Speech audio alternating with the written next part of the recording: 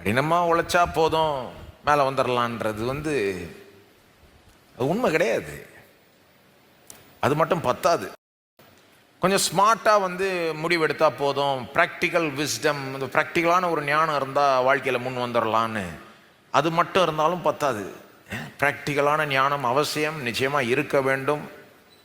அதை வைத்து கொண்டு நல்ல முடிவுகளை எடுக்க வேண்டும், நல்ல ஒரு பிளான் பண்ண வேண்டும், ஸ்ட்ராட்டஜைஸ் பண்ண வேண்டும், எல்லாம் முக்கியம்தான்.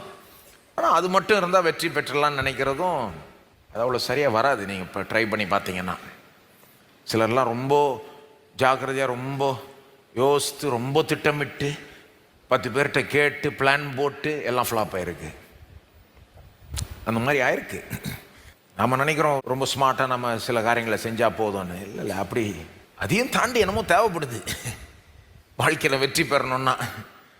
நேர்மையாக வாழ்ந்தா மேலே வந்துடலாம், நேர்மையாக வாழ்ந்தா அது போதும் அப்படின்னு சிலர் சொல்லுவாங்க. நேர்மையாக வாழ்கிறது நல்லது, பைபிளும் போதிக்குது, நேர்மையாக தான் இருக்கணும். இந்த நேர்மையற்ற உலகத்தில் நாம் நேர்மையாய் இருக்க வேண்டும்.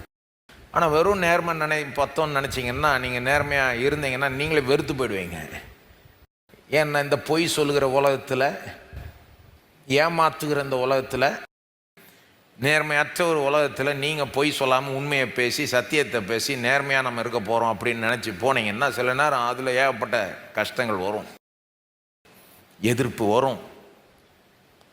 அப்போ அந்த இடத்துல வேற ஒரு காரியம் உங்கள்கிட்ட இல்லைன்னா நீங்களே வெறுத்து போயிடுவீங்க. என்னத்துக்குப்பா இந்த நேர்மை உண்மையெல்லாம், உலகத்தின் வழியில் நாமளும் போயிடலாம், நாம் ஏமாத்த பேர் வழி ஆகிட வேண்டியது தான்.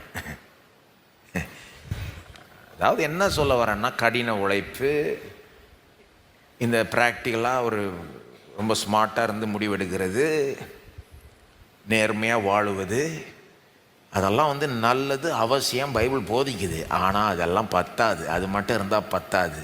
அதையும் தாண்டி கடவுளுடைய ஆசீர்வாதம் இருந்தால் தான் அந்த உழைப்பு வாய்க்கும். கடவுளுடைய ஆசீர்வாதம் இருந்தால் தான் நீங்கள் யோசித்து திட்டமிட்டு ஒரு ப்ராக்டிக்கல் ஞானத்தோடு எடுக்கிறீங்க பாருங்கள், ஒரு பிளான் போடுறீங்க, அதை திட்டமிடுறீங்க, அதை செயல்படுத்துகிறீங்க, அது வாய்க்கணும்னா அது மேலே கடவுளுடைய ஆசீர்வாதம் இருக்கணும். கடவுளுடைய ஆசீர்வாதம் உங்களுக்கு இருந்ததுன்னா நீங்கள் நேர்மையாக வாழ்கிறப்போ என்ன ஒரு எதிர்ப்பு வந்தாலும் நீங்கள் சோர்ந்து போக மாட்டீங்க. என்ன இழப்பு வந்தாலும் கூட நீங்கள் கிவ் அப் பண்ண மாட்டீங்க, நம்பிக்கை இழக்க மாட்டீங்க. இல்லை, கடவுளுடைய ஆசீர்வாதம் என் மேலே இருக்குது, ஒரு நாள் எனக்கு சேர்த்து வச்சு வரும் பாரு அப்படின்னு வைங்க. கடவுளுடைய ஆசீர்வாதம் என்னது?